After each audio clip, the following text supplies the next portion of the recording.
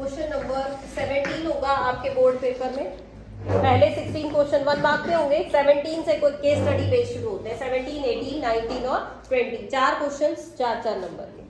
तो इस पेपर में जो क्वेश्चन नंबर 17 है वो क्या लिखा हुआ है, a hall has dimension 32 by 20 metre.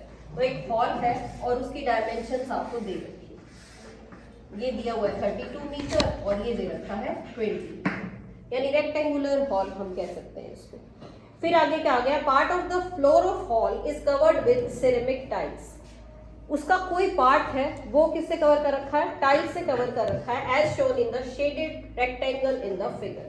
अब फिगर में जो शेडेड रेक्टेंगल है कुछ इस टाइप की है, ये पार्ट जो है वो शेडेड, यानी इस पार्ट में टाइल्स लगाई गई है और ये शेडेड पार्ट है। ठीक है, समझ आया क्वेश्चन यहाँ तक। अब ये जो शेडेड पार्ट है इसका एरिया गिवन है, क्या गिवन है, area, area of shaded part. ये आप लिख लीजिए, एरिया ऑफ शेडेड पार्ट है 448 मीटर स्क्वायर, या आप कह सकते हैं स्क्वायर मीटर, राइट। अब आगे क्वेश्चन में क्या कहा गया, the part of the floor not covered by tiles has a uniform width of x metre.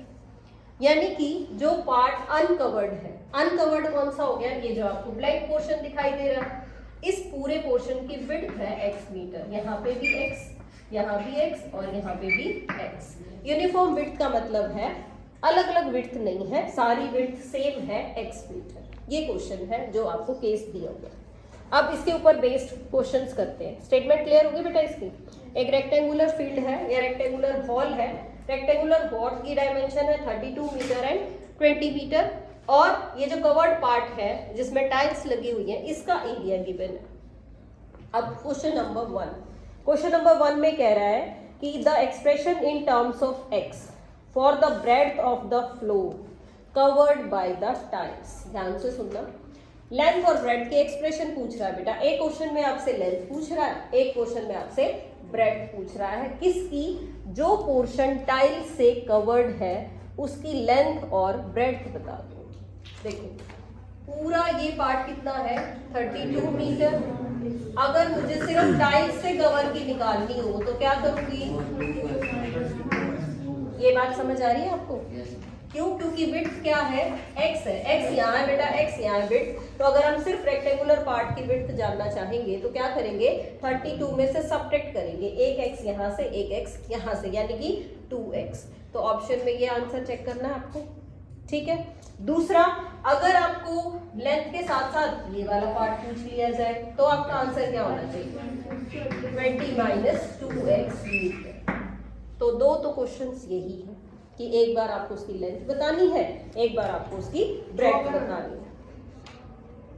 Third part देखते हैं, given that the floor area covered by the tiles is 448 square metre. जैसा यहाँ लिखा हुआ है कि ये जो कवर्ड पार्ट है उसका एरिया दिया हुआ है 448 metre square, then what equation in form of x is formed. ध्यान से सुनिए, आपको क्या कहा गया है, आपको ये कहा गया है कि x में कौन सी इक्वेशन बनेगी, और मैं उसके ऑप्शंस लिख रही हूँ ताकि आप चूज करके बता सकें। कौन कौन से ऑप्शन हुए, फर्स्ट ऑप्शन है x square minus 26x plus 48 equal to 0। Second option is 2x square minus 13x plus 24 equal to 0। The third option is x square minus 2x plus 12 equal to 0, and the fourth option is 3x square minus 6x plus 16 equal to 0। ये चार equations दे रखी हैं answer में, और आपको बताना है कि इन चारों इक्वेशंस में से कौन सी इक्वेशन किसको रिप्रेजेंट कर रही है, इस 448 एरिया को रिप्रेजेंट करती है। क्वेश्चन समझ आ गया। अब देखिए एरिया है ना ये, और शेप कैसी है इसकी, रेक्टेंगल। रेक्टेंगल का एरिया क्या होता है, यानी मैं ये कह सकती हूँ कि लेंथ इनटू ब्रेड्थ मेरा 448 आ जाना चाहिए। ठीक है बेटा, तो आप कैसे निकालोगे, ये आपकी मान लीजिए लेंथ है और ये है आपकी ब्रेड्थ। रेक्टेंगुलर पार्ट की तो यही हुई ना दोनों चीजें। क्या करें, हम इन दोनों को मल्टीप्लाई कर लेते हैं, 32 माइनस 2x और 20 minus 2x which is equal to 448। ये इक्वेशन आपको समझ में आई है? Yes, ma'am. अब इसको सॉल्व करके मुझे ऑप्शन बता दो कौन सा राइट होना चाहिए। मल्टीप्लाई करिए इसको, 32 को 20 से करो, फिर -64x -40x और फिर प्लस 4x स्क्वायर। देख लो कौन सा ऑप्शन राइट होगा, वो आप चेक कर सकते हैं। मेथड मैंने बता दिया कि सॉल्व किस तरह से करना है। First option is right.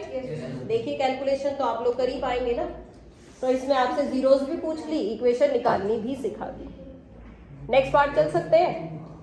हाँ जी, फर्स्ट ऑप्शन राइट है तो ये वाला हो गया जी। बाकी वाले पार्ट्स को मैं इरेज कर रही हूँ क्योंकि इसी के ऊपर और क्वेश्चन मिल जाएगा आपको साथ ही। जो नेक्स्ट पार्ट है उसमें क्या कहा गया, what is the width of the floor not covered by tiles. Question को समझो, क्या कह रहा है, width of the floor not covered by tiles. जो टाइल्स से एरिया कवर नहीं हुआ वो आपको बताना है। टाइल्स से कितना एरिया कवर नहीं हुआ, x एंड x, यानी 2x पार्ट जो है वो कवर नहीं हुआ। अब 2x आप सिर्फ जब निकाल सकते हैं जब आपके पास x हो, ठीक है बात। तो आपको क्या निकालना है, x निकालना पड़ेगा। x कहाँ से आएगा, ये इक्वेशन आपको x निकालने में हेल्प करेगी, इसीलिए मैंने इसको इरेज नहीं किया था। ये इक्वेशन आ गई आपकी, इस इक्वेशन से x निकाल लीजिए, मिडिल टर्म स्प्लिटिंग कर लो जैसे आपको ठीक लगता है।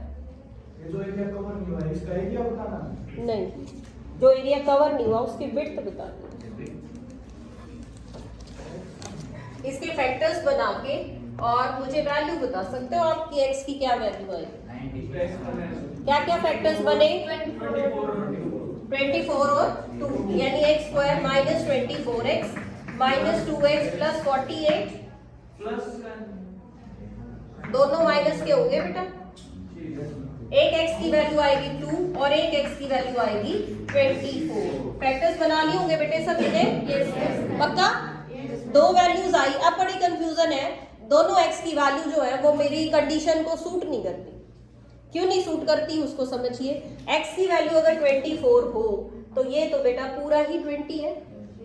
अगर मैं यहाँ से 24 हटा दूं, यहाँ से भी 24 हटा दूं, तो बचेगा क्या इसके अंदर, कुछ भी नहीं। तो आपको ये बात समझ आ रही है, ये आप रिजेक्ट करेंगे।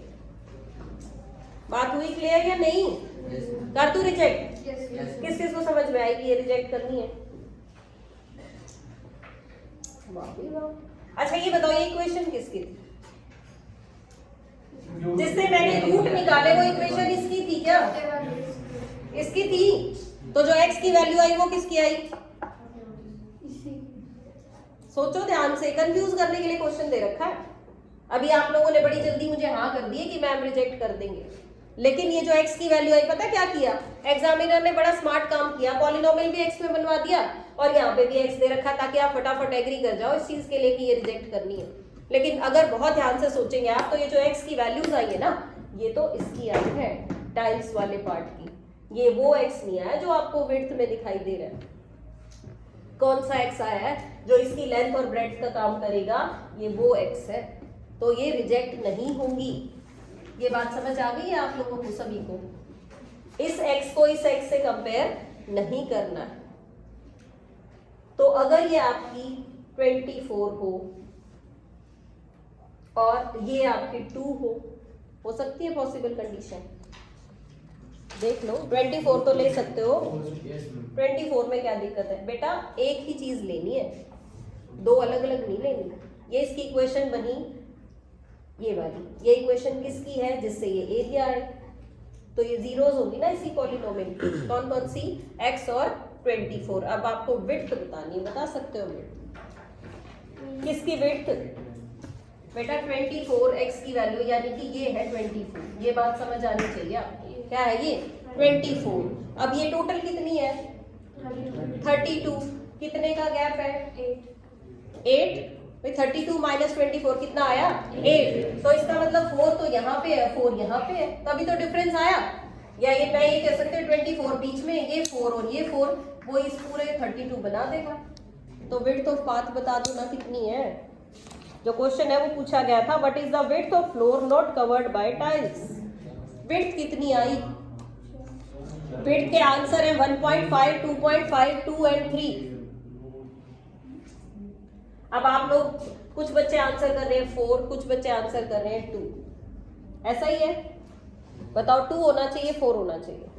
मेरे हिसाब से 4 आंसर होना चाहिए, 4 ही बनेगा बेटा। विड्थ कैसे लोगे? विड्थ सारी जगह एक जैसी है, यूनिफॉर्म विड्थ है सब जगह। क्या आई? 4 4 ही तो आई है आपकी दोनों साइड पे। तो विड्थ आप 8 कंसीडर थोड़ी करोगे, क्या कंसीडर करोगे? 4, ताकि ये वाला पार्ट आपका विड्थ का निकल आए। नेक्स्ट पार्ट, हाँ बोलो बेटा। फिर मैम वो 2 होगी ब्रेथ की। हाँ जी 20 माइनस 2 करेंगे तो 18। हाँ जी 18 फिर 9 9 आएगा वो तो यूनिफॉर्म तो नहीं।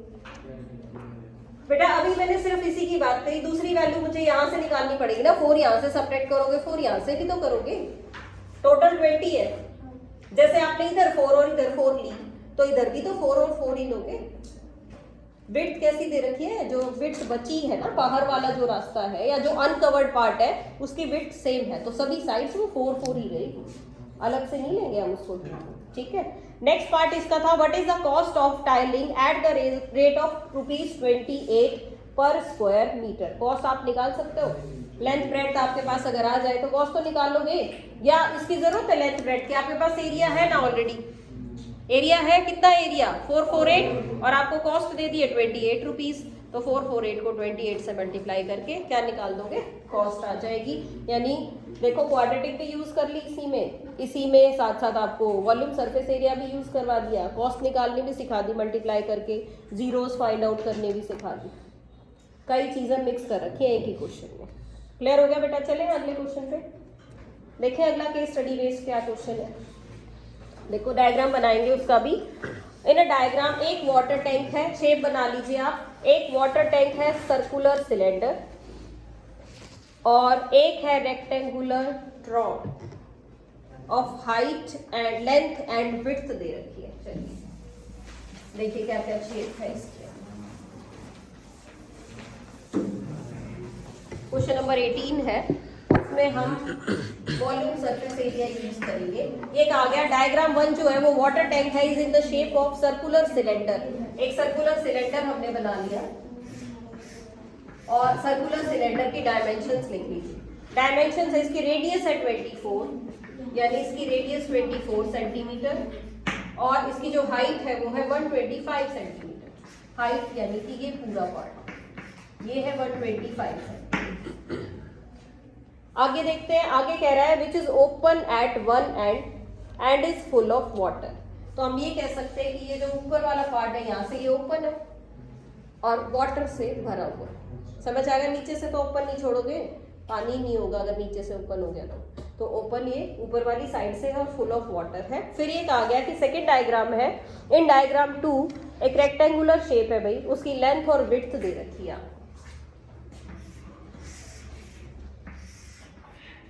किस तरह की शेप है?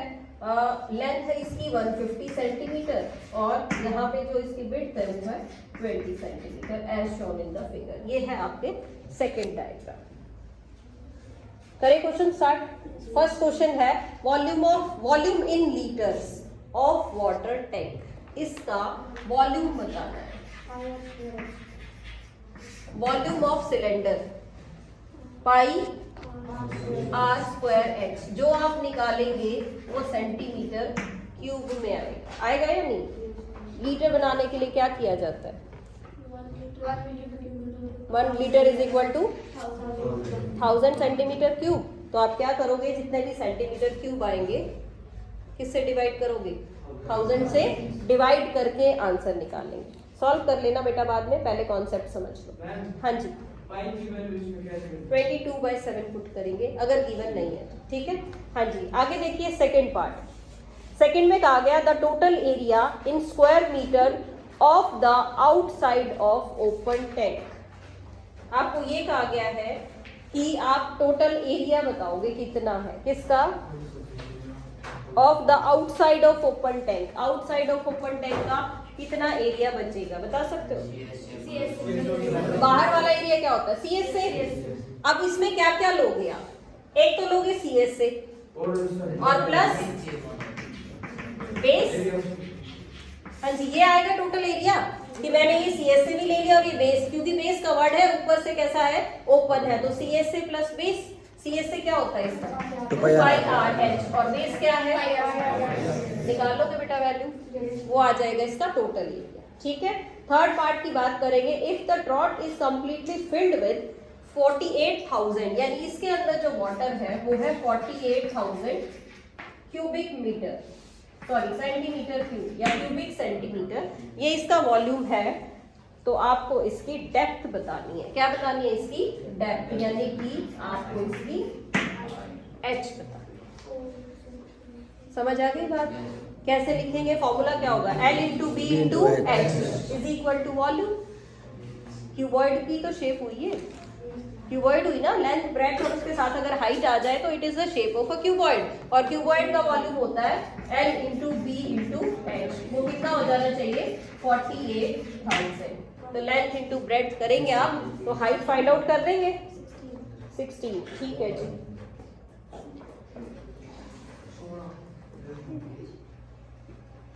सिक्सटीन आ गई आपके पास हाइट। इसका जो नेक्स्ट पार्ट है क्वेश्चन का, नेक्स्ट में ये कह रहा है the difference in the capacities of tank and this cuboid, दोनों की कैपेसिटी का डिफरेंस पूछा गया आपसे। Find the difference in the capacity, तो क्या करोगे? दोनों के वॉल्यूम को क्या कर दोगे? सब्ट्रैक्ट कर दोगे, तो डिफरेंस इन कैपेसिटी आ जाएगी। और एक पार्ट और है, उस पार्ट में क्या कहा गया? If the trough has been filled, कि ये जो क्यूबॉइडिकल शेप है वो पूरी भर गई और क्या हुआ? Water started to leak from the tank, और पानी जो है वो लीक करना शुरू कर गया। इन 2 hours 30 minutes it was found that 20,000 centimeter cube ran out of the tank at rate at which the level of water in the tank was falling is। आपको क्या बताना है? ये कह रहा है कि 2 hours और 30 minutes में पानी कितना लीक कर गया? 20,000 सेंटीमीटर क्यूब ये वाटर लीक कर गया इस टाइम में। तो आपको स्पीड ऑफ वाटर बता सकते हो बेटा? फॉर्मूला आता है सिंपल साइंस का फॉर्मूला अपना, क्या होता है? Distance by time is equal to speed. निकाल सकते हो, इतना डिस्टेंस का ही काम करेगा यहाँ पे। हम ये आपका डिस्टेंस है, ये टाइम, स्पीड निकालोगे पर आवर में या मिनट्स में निकालनी है तो इसके मिनट्स बना लेना। अगर इसको आवर्स में रखो तो कितने आवर्स हो जाएंगे? 2 and 1/2 hours, 2.5 घंटे हो गए ना। दोनों को डिवाइड करके क्या निकाल सकते हो? स्पीड निकाल सकते हो। चलिए अगला क्वेश्चन थोड़ा सा इजी है। नेक्स्ट देखो, कर लोगे कैलकुलेशन तो बेटा कॉन्सेप्ट समझ लीजिए। नेक्स्ट क्वेश्चन जो है वो प्रोबेबिलिटी वाला है। प्रोबेबिलिटी वाला वैसे तो इजी होता है जैसा आप पढ़ते हैं, लेकिन इसमें कुछ कंडीशंस के साथ है। डाइस थ्रो कर रखी है, डाइस थ्रो कर रखी है तो आपको पता है कितने केसेस बनते हैं? 6। और इवन नंबर की प्रोबेबिलिटी क्या होती है? 3। इवन नंबर की हाफ 1/2, ऑड नंबर की भी 1/2, प्राइम नंबर की भी 1/2। ऐसा हमने कई बार क्वेश्चन कर लिया, हमें पता चल गया कि सबके 3 केसेस ही है। लेकिन जो आपका क्वेश्चन है वो थोड़ा डिफरेंट है, उसमें प्रोबेबिलिटी 1/2 नहीं दे रखी, जो दी हुई है वही पढ़ती है आपको। देखिए इसमें कह रहा है कि when a particular die is rolled, इसलिए लिख दिया व्हेन अ पर्टिकुलर डाई। वो डाई फिक्स है, उसमें हो सकता है जो स्पेसेस होते हैं बीच बीच में वो अलग टाइप के दे रखे। ये कह रहा है the probability of getting 6 is 1/3, यानी कि 6 आने की जो प्रोबेबिलिटी है वो 1/3 है। जनरली जो नॉर्मल डाइस होती है उसमें 6 आने की प्रोबेबिलिटी 1/6 ही होती है। आगे कहा गया the probability of getting 2, 3, 4 and 5। probability of 2, probability of 3, probability of 4 and probability of 5, इन सब की probability है 1/6। इनकी सबकी सेम है, तो इसका मतलब ये हुआ बेटा कि ये 1/3, इसको आप 2/6 लिख सकते हो। यानी मेन चीज जो हमें समझ में आई इसको पढ़ के, जो हमारी डाइस है उसमें 6 2 बार आया, 1 आया ही नहीं। ठीक है, इसमें 2 बार 6 है और बाकी नंबर्स एज यूजुअल है जैसे होते हैं। समझ आ गया इसका केस? अब देखते हैं इसके questions. On the basis of the above information answer the following question. The first question is probability of getting 1। 0। बेटा 1 है ही नहीं तो 1 की probability 0। Second is if this particular die is rolled twice, जैसी डाइस आपको दी गई है क्वेश्चन में, अगर इसी डाइस को 2 बार रोल कर दिया जाए, then the probability of getting the sum 6 is, क्या बताना है? Probability of getting the sum 6 आने की प्रोबेबिलिटी। देखो इसको समझ लो अच्छे से। जब वैसे नॉर्मल डाइस में 6 आता था तो आप केसेस लिखते थे 1 5 2 4 3 3 और फिर क्या करते थे 4 2 5 1। ये केसेस होते थे हमारे किस चीज के लिए? 6 सम आने के लिए। अब इस क्वेश्चन में क्या है सौरभ, प्लीज बी अटेंटिव।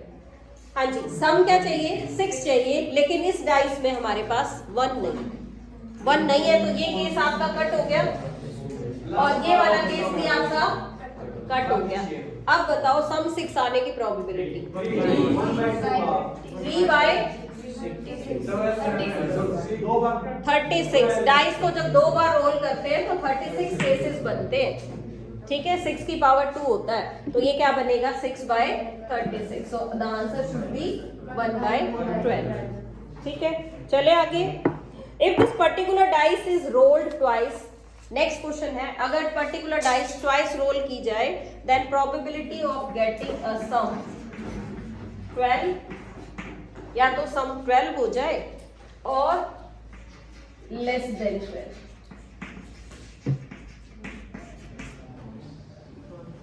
या तो सम 12 हो। सम 12 कब बनता है? 6,6 एक ही केस होता है हमारे पास, और लेस देन 12 से कम हो। बेटा 12 से कम तो क्या क्या हो सकता है? 11 भी हो सकता है, 10 भी, 9 8 7 6 4 3 2 1 तो नहीं आएगा, 1 तो आ ही नहीं सकता, 2 भी नहीं आएगा क्योंकि हमारी डाइस में 1 ही नहीं है, तो 1 और 1 वाला केस भी नहीं आएगा, ठीक है। तो ये बात बताओ कि 12 सम हो या 12 से कम हो, ऐसे कितने केसेस बन जाएंगे? सारे नहीं आ गए? ध्यान से देखो, और का मतलब होता है प्लस, यानी आपको सबको इकट्ठा करना है।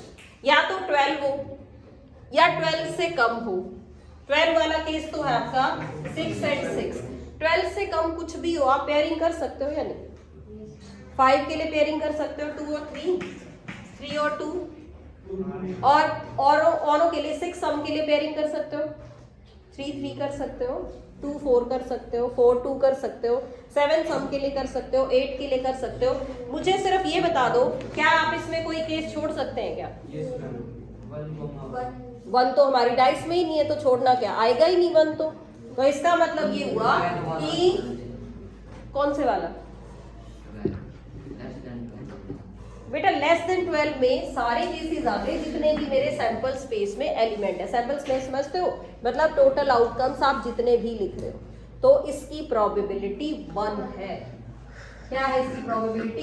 1 है। उतने ही तो फेवरेबल केसेस हैं इसमें और उतने ही टोटल केसेस हैं। बेटा सारे ही तो पूछ लिए इन्होंने। क्या पूछा? लेस सम 12 होना चाहिए और लेस देन 12, यानी 12 भी हो सकता है, 12 से छोटा भी हो सकता है। तो 12 से छोटे जितने भी सम वाले एलिमेंट है सारे इसमें आ जाएंगे। कोई पर्टिकुलर कंडीशन तो रखी ही नहीं इन्होंने, और 12 से ज्यादा हो नहीं सकता, वो आपको पता है। तो इट मीन सारे ही केसेस इसके अंदर है, तो इसकी प्रोबेबिलिटी क्या है?